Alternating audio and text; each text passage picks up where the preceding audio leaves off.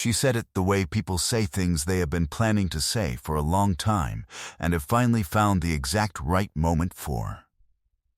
I drew your name. On purpose. She handed me the gift, watched me open it, and then, while I was still holding it, while I was still looking at what was inside, still registering what it meant that she had found this specific thing, she said those 5 words and walked back into the party. I stood by the window with a book in my hands and a sentence I had absolutely no idea what to do with. This is the explanation of what came next. My name is Joel Harmon. I am 34 years old. I write copy for a mid-sized marketing agency. I take things people need to say and find the best possible sentence for them. I have been told I'm good at this. I am considerably less good at applying the skill to my own life. The irony of this has been pointed out to me on several occasions. I find it as amusing as it needs to be, and no more. Avery Moss worked in design on the same floor. She had been at the agency for 3 years, which meant she knew the landscape in a way I was still mapping when I joined. She ran the social committee, not because anyone assigned her to it, but because she was the kind of person who noticed a gap and filled it without ceremony and didn't make it anyone's problem. The committee organized the holiday party, the quarterly lunches, the birthday cards, and the Secret Santa. Which meant she ran the draw, which meant she wrote the names on slips of paper and passed the bowl around and nobody questioned it. Because it was Avery, and Avery had never given anyone a reason to question things. She carried a small black sketchbook everywhere. Not a work sketchbook, something personal, soft cover, worn enough at the corners that she'd had it a while. It fit in the pocket of her jacket and it was usually there. She sketched in ideas meetings, in the kitchen while she waited for the kettle, at the edge of conversations in ways that looked like she wasn't paying attention and indicated the opposite. She never showed anyone what was in it. I had noticed this about her in the specific.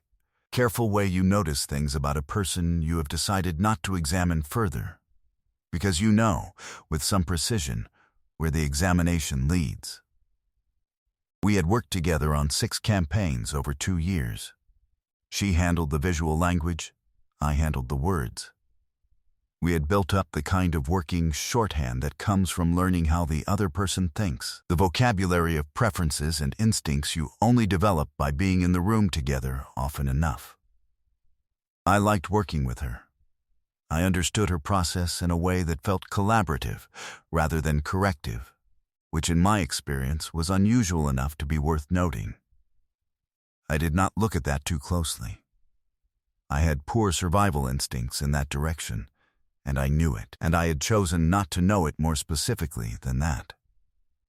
The Christmas party was at a hired rooftop bar in the 3rd week of December. The agency had used the venue 2 years running, the kind of place that looked effortlessly festive, exposed brick, fairy lights strung at low height along every wall, the windows showing the city below in the specific December light that makes everything look clean and deliberate. Cold outside, genuinely cold, the kind that sharpens the edge of every breath on the street before you come in. Warm inside, the smell of mulled wine and something baked near the entrance, the particular sound of 60 people in a good mood at the right volume. Avery had organized it. She had made it look easier than it was, which was what she always did. The decorations were right without being excessive. The catering arrived when it was supposed to. The playlist was good enough that nobody felt the need to comment on it, which is the highest possible standard for an office playlist. She had run things with the same focused invisibility she applied to everything she organized. You noticed the result, not the effort. The Secret Santa exchange was her design, $20 limit, names drawn 3 weeks in advance, gifts brought to the party. She had passed the bowl around on a Tuesday morning in November with the same level of ceremony as a fire drill. I had reached in, drawn a name, and spent 3 weeks finding a reasonable gift for someone I barely knew. I did not know until the moment she appeared at my elbow, whose name, Avery, had drawn. The room was doing what rooms do at good parties, conversations overlapping, a cluster near the drinks table, someone demonstrating something on their phone to a semicircle of colleagues. I was standing by the windows with Marcus from accounts, talking about something that required very little of me. The city lights below were cold and particular. Then, Avery appeared, small black sketchbook tucked under her arm the way it always was, a wrapped gift in her other hand, modest-sized, the wrapping careful without being ornate. She said, "Your Secret Santa," and handed it to me. I took it. She stood there. She watched me open it, not the polite half-attention of a social handoff, but directly, with the focused patience of someone waiting for a specific moment. Inside the wrapping was a first edition of a book I had mentioned once, in passing in a campaign briefing 8 months ago. An out-of-print collection of print advertising from the 1960s, a visual reference I had cited and immediately moved past. I had not thought about it since. I had not thought anyone was listening closely enough to register it, let alone remember it for 8 months, let alone find a first edition. I turned it over in my hands. Then I looked up. She was watching my face.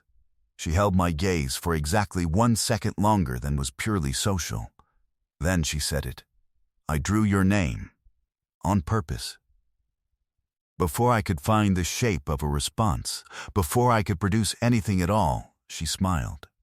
Brief and self-contained, the smile of a person who has done exactly the thing they intended and is at peace with whatever comes next, and walked back into the party. I stood by the window with a 60-year-old book in my hands and a sentence doing something active and unresolvable to my thinking. Marcus said something beside me. I said something back. The conversation continued for another 4 minutes, and I have no clear record of what either of us said. I was thinking about 5 words. Not because they were complicated, they were the least complicated sentence in the room. She drew my name on purpose. She ran the draw. Any name could have ended up in her hands, and she had made sure it was mine. She had then found a specific book from a specific throwaway reference I had made in a campaign briefing 8 months ago. Had found it, tracked down a first edition, wrapped it, brought it to a party, and said 5 words to me, and walked away before I could produce a reply. I told myself it was a generous gesture, that she was a thoughtful person by nature, and this was simply evidence of that I was reading something into a moment that was warmer than it appeared, but not necessarily what the most direct reading of it suggested. I told myself this for approximately 7 minutes before I stopped finding it convincing. People do not spend 3 weeks finding an out-of-print book for a throwaway reference and then tell you they arranged it on purpose if all they mean is have a nice holiday. This was not a difficult conclusion. It just required me to stop talking myself around it. I excused myself from Marcus. I found a quiet spot near the edge of the room. I stood there for a moment and considered my options, which had apparently narrowed significantly in the past 10 minutes. The problem with allowing yourself to examine the evidence was that once you started, it had been there for a long time. 4 months ago, we had been the last 2 people in the office on a campaign deadline, the kind of night where the light outside has changed twice and the takeout containers are still on the conference table. She had the sketchbook out, pencil moving across a page, and I had leaned over without thinking and asked what she was drawing. She closed it, not sharply, decisively, like she'd made a quick private assessment that resolved in one direction. She said, "Nothing finished yet." A pause. Then, quieter, "I'll show you when it is." I had not thought much about that sentence at the time. I was thinking about it now. She had not shown me. Whatever was in the sketchbook had been finished for months and she had chosen not to show me, which meant she had chosen, specifically, when and whether that would happen. 3 months ago, the agency had a birthday lunch, long table, assigned seats. I arrived 4 minutes late, and the only empty chair was between two people I barely knew. I sat down. Somewhere between starters and the main, I noticed the name card at my place had been moved, the original placement still visible in the impression on the paper tablecloth, 2 seats down, next to Avery. Someone had rearranged it. I had not looked far to understand who. I had filed it as a coincidence in the moment. That file was now under review. 6 weeks ago, she had walked past the whiteboard in the copy room where I'd roughed out a headline, a first draft, not ready for anyone, and without stopping, without turning around, she said, "That's the best thing you've written this year," and kept walking. I had remembered that line more than the occasion warranted. I had thought about it in the specific, recurring way that means you haven't processed it yet. The fact that I kept returning to it should have told me something about which direction I was already facing. 2 weeks ago, the thing I hadn't let myself examine until now, she had come to my desk with a question about copy direction on a project that wasn't ours. Not a joint project, hers. She wanted my read on a headline. I gave it. She wrote something in the sketchbook, said thank you, and left. She had never done that before. I had noticed. I had thought. That was new. I had then thought about something else. 8 months of evidence. The specific kind that doesn't perform itself, doesn't announce, doesn't present, just accumulates quietly until you finally stop redirecting your attention away from it. I found her 20 minutes later near the far end of the bar, on her own, facing the window. The city below was specific and lit, a December grid of white and amber, the kind of view that looks more considered than it is. She had the sketchbook out, the pencil moving lightly across a page, the small black cover held easy in one hand. She did not look like someone waiting to be found. She looked like someone who had done the thing they intended and was now simply present while the result resolved itself. I stood beside her. She didn't look up. For a while, we both looked at the city. The party continued behind us, someone laughing at something, a small surge in the volume of conversation, the warm light of the venue at the back of my awareness. None of it felt particularly relevant to where we were standing. I thought, here is a person who found an 8-month-old reference and spent 3 weeks tracking down the book and then said 5 words and walked away, and is now standing at a window sketching, not performing anything, just being here, waiting without waiting. I looked at what she was drawing, the view from the window, the rooftop parapet, the roof lines and water towers beyond, a strip of December sky at the top. The city as it actually was at this specific moment. She noticed me looking. She didn't close the sketchbook. I said, "You're not going to explain it." "No," she said. "Why not?" She kept the pencil moving, just lightly. "Because if you need me to explain it, the explanation isn't going to help much." That sentence did something quiet to the room. I looked at her. She was looking at the sketchbook. The pencil had stopped.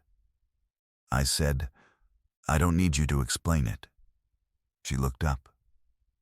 For a moment, neither of us said anything, just the city, and the party behind us, and the space between two people that has stopped pretending to be smaller than it is.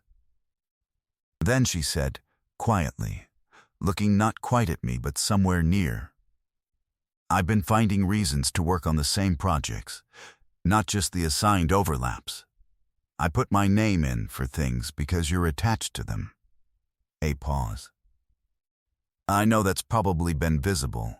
It had been visible. I had been choosing not to see it. I told myself that if I kept it in the professional register, she said, it would stay manageable. And then I found that book and I thought, I've been professional for 8 months. and nothing has resolved.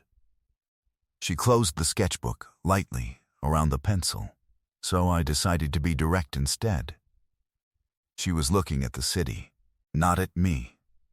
The posture of someone who has said the true thing and is now standing in the result of it, whichever way it falls. I said, "You don't have to." She said, "I know. I already did it anyway." Something in my chest shifted. Not dramatically, just enough. The kind of thing that you understand, once it's happened, had been approaching for longer than you were paying attention. I thought about all of it in the order it had actually happened, not the order in which I had allowed myself to register it. The name cards at the lunch. The headline. The question she'd brought to my desk 2 weeks ago. The sketchbook she had not closed tonight, the book in my bag. 3 weeks of looking for a specific thing from a reference I had made in passing, because I had not considered the possibility that she was listening closely enough to remember it. I thought about 6:15 in the morning, about the reason I had been arriving at that time for the past 6 weeks, and the reason I had been giving myself for it, and the gap between those two things. I said, "I've been reading your campaign briefs, not just the joint ones." She turned her head. "I know you put your earphones in at 2 in the afternoon when you're on the final composition pass," I said. I stopped sending messages between 2 and 3:30. I told myself I was being professional about deep work hours. She looked at me for a moment. "You were not being professional about deep work hours." "No," I said. "I was not." "How long?" "The messages thing?" "About 2 months." She held my gaze. "And the early starts?" I paused. 6 weeks." She looked at the city. Then she laughed, just once, briefly, through her nose. The kind of laugh that comes from a woman who has been carrying something under a certain amount of internal pressure and has found a small, legitimate exit for it. I reached out and put my hand over hers where it rested on the bar beside the sketchbook. Gently, a question, not a declaration. She looked at our hands, then up at me. She didn't move her hand long enough that it stopped being a question. We stayed where we were for a while after that. Neither of us had any particular urgency about returning to the party. After a moment she said, "I was very prepared for the version of this where you said thank you for the gift, and it was never brought up again." "How long did you have that planned?" "The exit strategy?" She considered. "About as long as it took to wrap the gift." "And this version?" She looked at me. "I'm working it out as I go." "Good," I said. "Me too." We left at the same time, not officially together. Technically, we just happened to be leaving at the same moment and happened to be walking in the same direction and happened to have the same idea about getting some air. We stood at a street corner in the December cold for 22 minutes talking about nothing that mattered. It was 17 degrees and we both had our coats on, and neither of us suggested moving. 22 minutes is a long time to stand on a street corner. We were there for exactly the right amount of time. 6 weeks later, the agency had a pitch. 2-week turnaround, joint brief, her design and my copy. We had done this before. The difference was that we now ate lunch at the same table, without an occasion required, and I no longer had to give myself a reason for arriving when I arrived. We worked the same way, same shorthand, same quick disagreements about which direction to commit to, same division of what she handled and what I handled. Most things were the same. The things that weren't were better. She still carried the sketchbook. She still didn't show me everything in it. She showed me more of it than she showed anyone else. This was the arrangement, and I found it entirely satisfactory. 3 months after the party, she showed me a page in the sketchbook. Not all of it, just one page, handed to me without comment. The window view from the party, more finished than the sketch she'd drawn at the bar that night. The parapet, the roof lines, the strip of December sky at the top. The city as it had been that evening, specific and lit.